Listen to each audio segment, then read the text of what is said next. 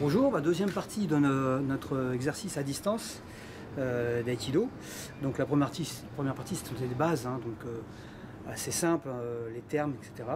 L'échauffement. Maintenant, ce que je vous propose, c'est la partie déplacement.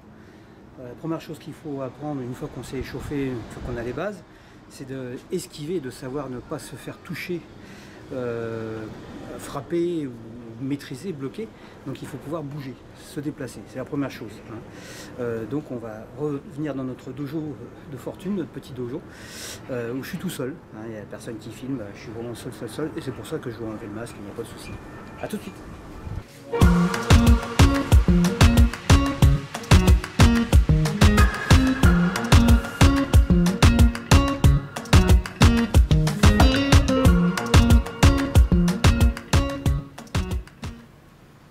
Bien, donc un travail sur les déplacements.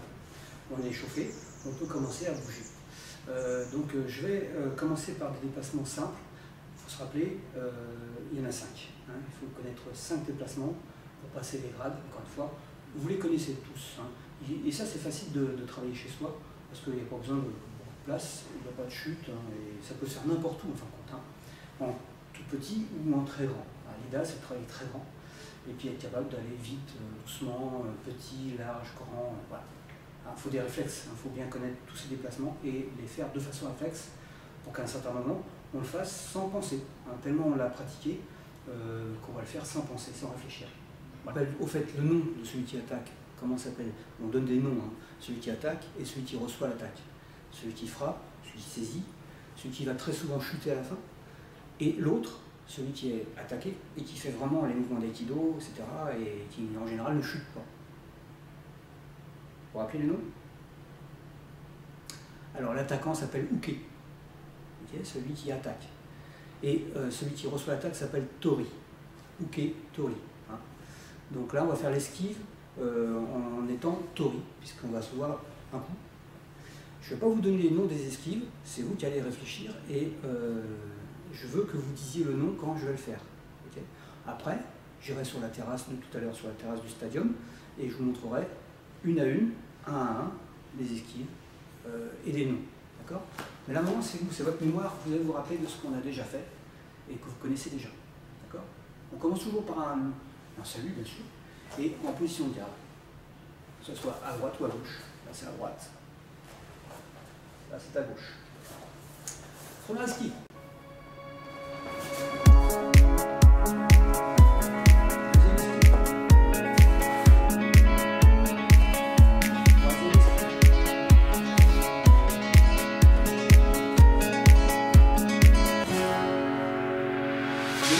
The sun blazed so brightly up in the summer sky. I shouted at the mountains, watch me shine and fly. But then cracked the thunder and the heavens cried. Our world torn asunder, her heart said goodbye. Now I'm standing. Donc, arigato gozaimashita. Merci beaucoup.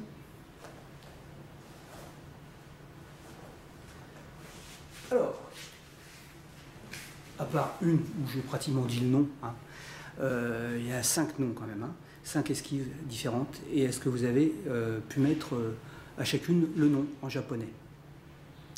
Alors, si ça n'a pas fonctionné, hein, si vous ne vous rappelez pas, juste après, on va passer à décortiquer tous ces déplacements avec les noms dans un sens, puis dans l'autre, au ralenti, en accéléré. Vous regardez au moins une fois, deux fois, trois fois, et je pense qu'à la fin, vous maîtriserez les esquives, vous aurez vraiment dans votre corps sans réfléchir. Et c'est ce que j'espère, hein.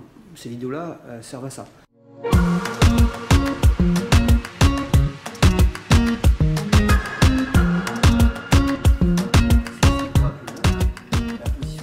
C'est important pour commencer. Donc position de garde, ça, il faut vraiment que vous sachiez faire ça.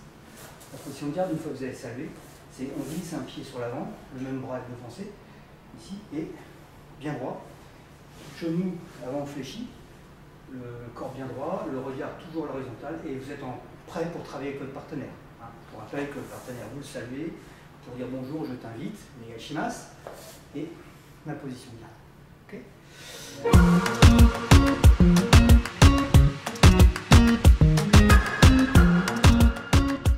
Je vous montre très rapidement. Ilimi. Cette façon. Tenkan.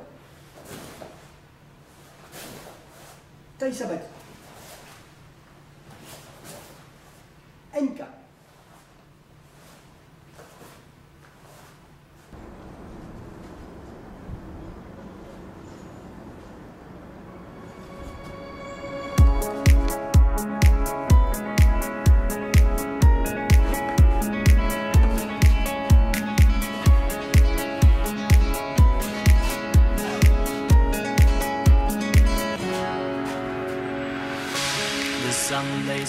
Donc là, il s'agit de Ilimi.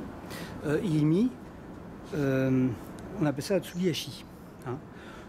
Les gens appellent ça Okurihashi, exactement. Le karatéka, ils appellent ça Okurihashi. On va garder le terme Tsugihashi pour faire Ilimi, pied devant, pied derrière. Pied avant, pied arrière qui vient rejoindre, comme si les deux chevilles étaient attachées. Et dès que j'ai voulu esquiver, c'est ne pas se faire toucher par une frappe, un couteau, un coup de poing, peu importe. Je vais partir le long du cou et c'est le premier pied qui va partir, qui va entraîner le deuxième. Donc les deux chevilles sont attachées un peu comme un élastique. Ça c'est Ilimi. Alors, deuxième déplacement que je vous propose de faire maintenant, de réaliser, c'est Tenkan. Tenkan, on va reprendre la même position de garde, pas de souci. Là on va pivoter sur le pied avant. Donc encore une fois, il y a une frappe qui m'arrive dessus ou on vient me saisir, peu importe. Je veux laisser glisser l'énergie du partenaire, la conduire, et je vais simplement me déplacer sur la jambe avant. Donc je tourne toujours dans le même sens. Toujours en direction de mon dos par ici.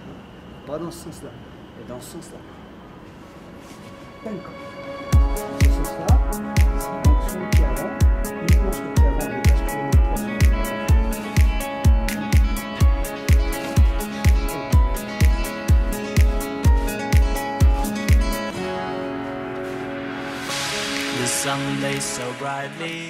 Ce que je vous propose maintenant, c'est un troisième. On va se déplacer vers l'intérieur. Quand je dis un troisième, c'est même un quatrième, puisqu'on a fait 2 fois Ilimi. Hein. Il y a 2 Ilimi. Donc le Tenkan qu'on vient de faire, c'est le troisième. Et le quatrième, voilà. Le quatrième, c'est Tai Sabaki. Tai Sabaki. On va partir d'une position de garde encore une fois, mais là par contre, on va aller dans l'intérieur. Hein. Je vais commencer comme au début tout à l'heure, j'avais commencé par le pied gauche, ici. Donc Tai Sabaki, Tenkan c'était par là, rappelez-vous, Tai Sabaki c'est vers l'intérieur. Donc en fait, on fait Ayumihashi, puis un pivot des hanches et revenir sur la jambe arrière. Ceci. En fait là c'est facile, c'est comme une danse, hein, comme une rotation de danseuse. Tai Sabaki. Et de plus en plus vite. Okay. Depuis le début, puisqu'il y a le hakama, vous ne voyez pas, mais depuis le début, il faut se rappeler, à chaque fois qu'on se met en garde et quand on commence à bouger en aikido, on est toujours très bas. C'est pour ça qu'on sait échauffer les genoux, les hanches, etc. Toujours très bas. Ne travaillez pas les jambes tendues. On est toujours très bas et les déplacements se font toujours à la même hauteur. Toujours à la même hauteur. Je ne veux pas voir de choses comme ça. On monte et on descend. C'est toujours à la même hauteur. Et ça, c'est Tai Sabaki. On peut s'amuser en claquant les mains. Et ça fait un peu comme un livre ouvert. On ferme les pages. Donc c'est pas que les mains, hein, c'est les hanches, les jambes, les bras, tout se ferme. Ça c'est l'axe du livre, les pages sont ouvertes et on vient fermer.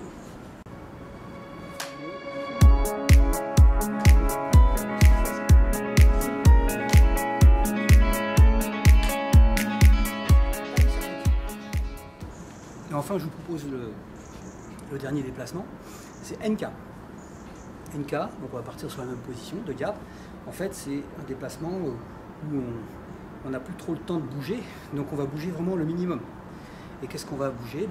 La partie qui est menacée, ici, comme si j'avais un coup sur ma tête ou un coup de poing à ce niveau-là, ou une esquive, peu importe, enfin une esquive, une saisie de poignet que je vais esquiver. Je vais simplement déplacer mes hanches de cette manière. Ceci. Pas compliqué. Non, mais pas compliqué, mais quand même. Tout bouge. Hein. Il n'y a pas que juste le haut, il n'y a pas que le bas, tout ensemble va tourner. et de plus en plus vite. C'est là que ça commence à être intéressant, quand on commence à être capable de bouger rapidement. Parce que celui qui vous attaque, en général, c'est pas très mou, c'est pas très lent, c'est rapide. Donc il faut être capable d'être encore plus rapide que lui pour ne pas se faire toucher. S'il y a une frappe, un point ou un coup ici, il faut être capable de bouger en même temps. S'il y a une frappe avec du bâton,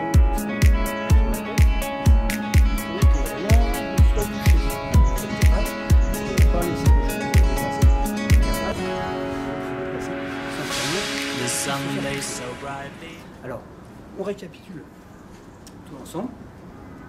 Pour le Iliminage, il y a deux façons. Il y a ici Tsugihashi, okay. Ayumihashi, ça fait deux. Okay. Ensuite Tenkan, pivoté, Tenkan. Ensuite Tai Sabaki, placement intérieur. Rappelez-vous, c'est comme si on le claquait dans la main. Okay. Et le dernier, c'est NK. Okay. Dans ce sens-là. Tsugihashi. Ayumihashi. Tenkan.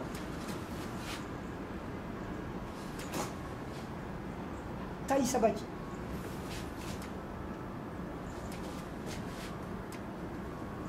NK. Là, vous avez du travail. Allez-y. Et là, je pense que si vous voyez une fois, deux fois là, cette vidéo, on va se retrouver avec des professionnels des esquives